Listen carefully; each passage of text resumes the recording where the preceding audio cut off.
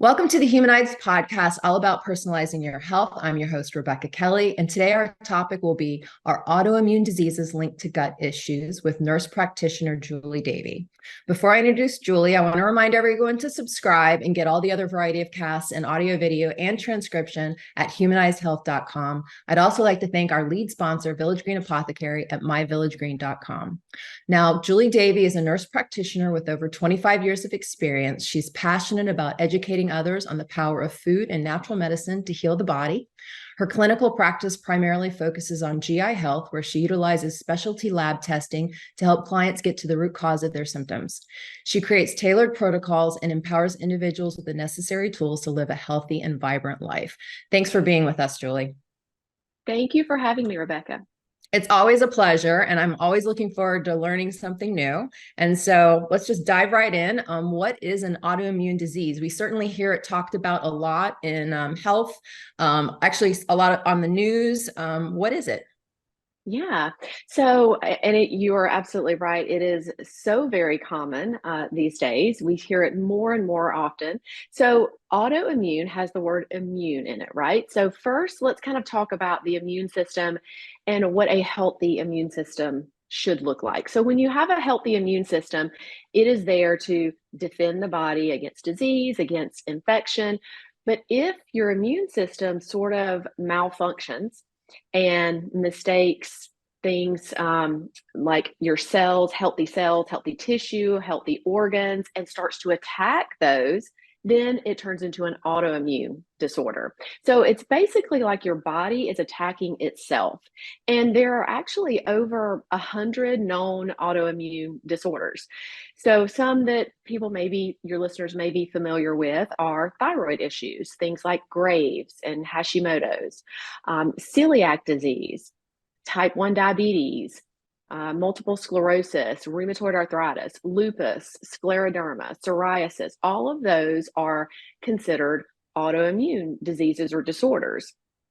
And so, we don't really, the research, we don't really know for sure why this happens. Now, if you look at some of the studies, they do indicate that these are likely due to genetic and environmental factors. So basically, gender, race, ethnicity, those characteristics are linked to the likelihood of developing an autoimmune disease. And then again, environmental factors. So we don't know 100% sort of why our immune system turns on us, so to speak. There are, again, factors that play into it, but we don't know 100% why that happens. And it's like the immune system just suddenly can't tell the difference between what's healthy and what's not.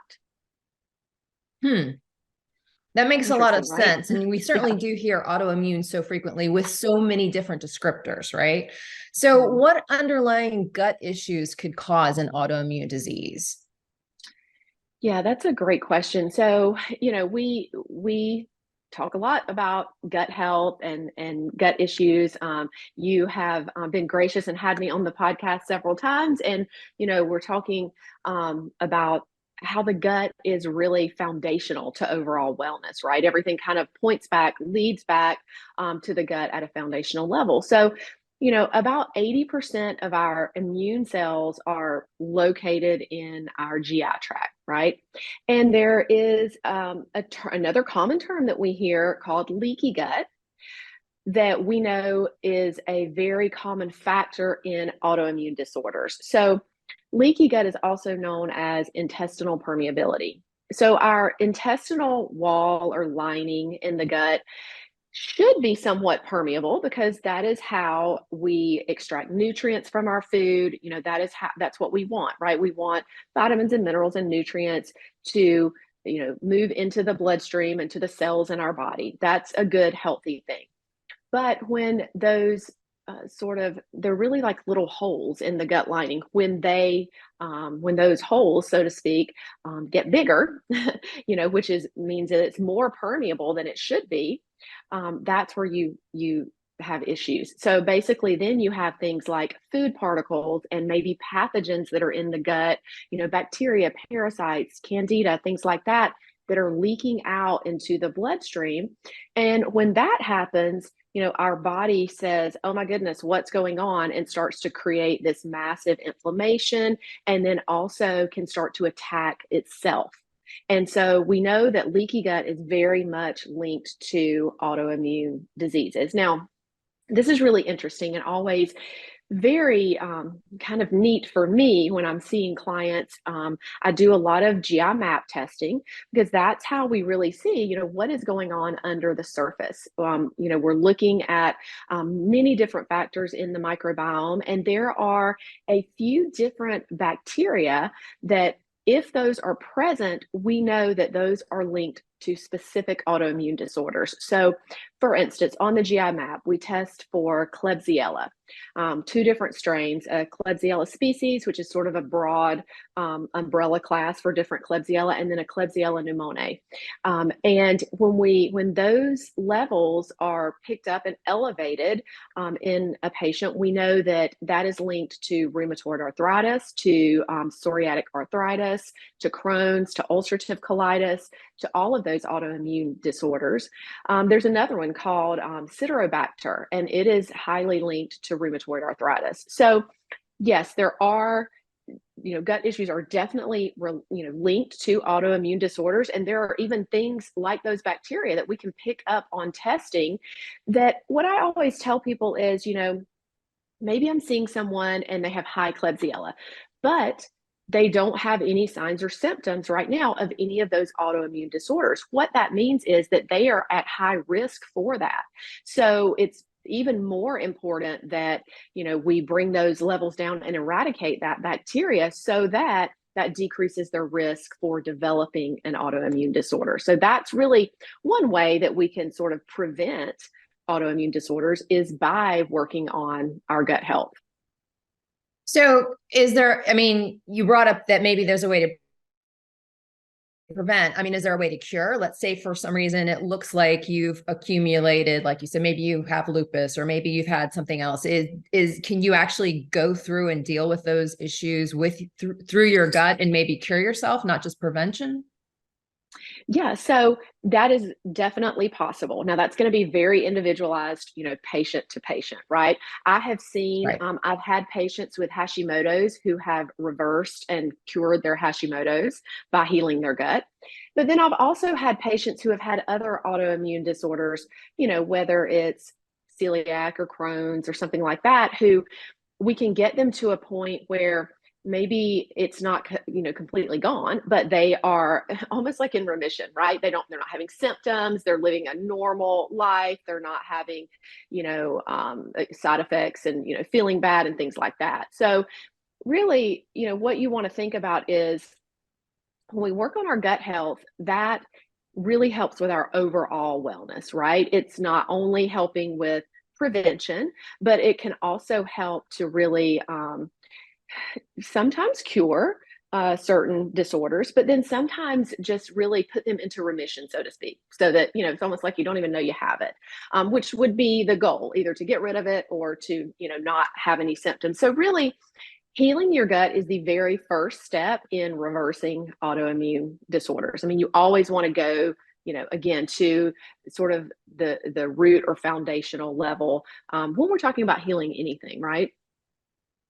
So what would be the process that might get someone down this path or road for looking at, what their issues are and how they might start to address it? What would that initial thing be that you would just recommend that they do?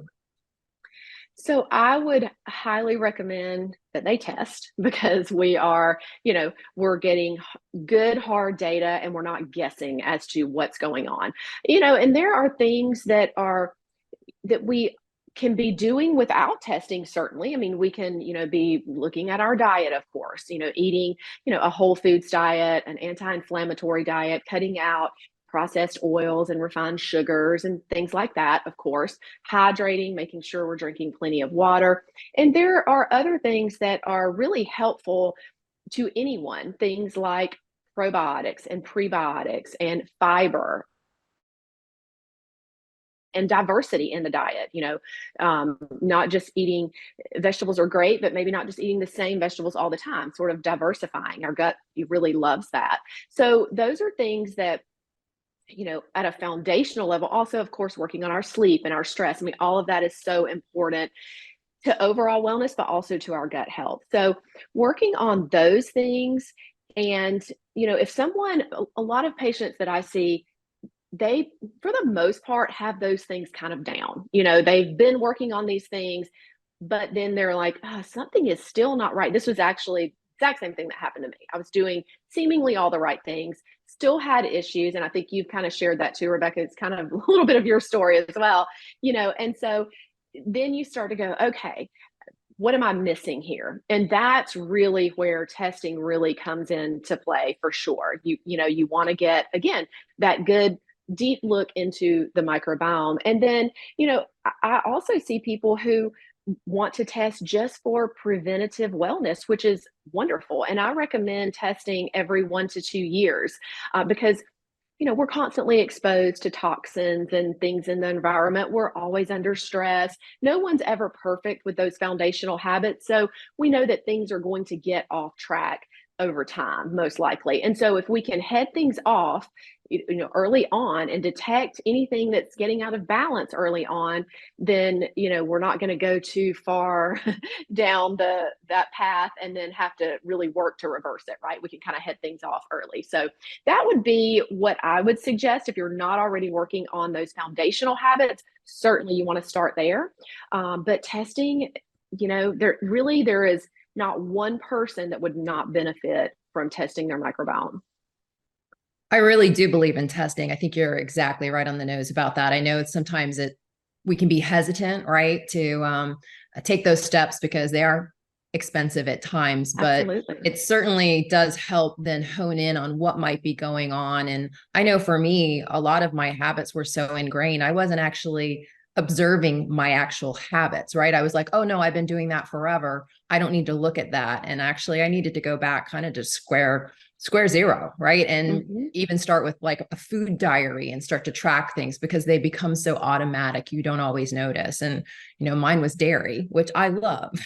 And so sometimes it's hard to go back and look at it and I can't process, but it's really interesting to take that opportunity. And of course, I know people can reach out to you, right, to get some information. So then we'll give that at the end of the podcast, but just want to give you an opportunity. Is there anything else that you think would be important that maybe I didn't ask you about as it relates to autoimmune and gut that you want to leave with our listeners, before we wrap this up? Yeah, I mean, I think we really covered the basics, but what I would just say, just to kind of wrap things up, is anyone who's listening to this, if you don't feel like your health is where you want it to be, if you don't have energy, if you don't feel great every day, then there's something wrong. There's something off. So, I think a lot of people fall into the trap sometimes of, we go maybe to a doctor and we get lab work done and, oh, all our labs look normal. Everything's good. I can't find anything wrong. So then you start to really accept the way that you feel as normal because you were told, I can't find anything wrong. So I would just say, use your intuition. You know your body better than anyone else. And if you don't feel that you are at your highest state of wellness, then investigate further. Find somebody to work with that will help you get to the root and underlying cause of the symptoms that you're having. Thanks, Julie. As always, Yeah. very valuable insights. Julie Davey can be found at www.julieannwellness.com. Let me remind you to subscribe and get access to all Humanized videos, podcasts, and transcriptions from all of our thought leaders like Julie on personalized health at humanizedhealth.com. Thanks so much for being with us. I look forward to having you back. Thank you.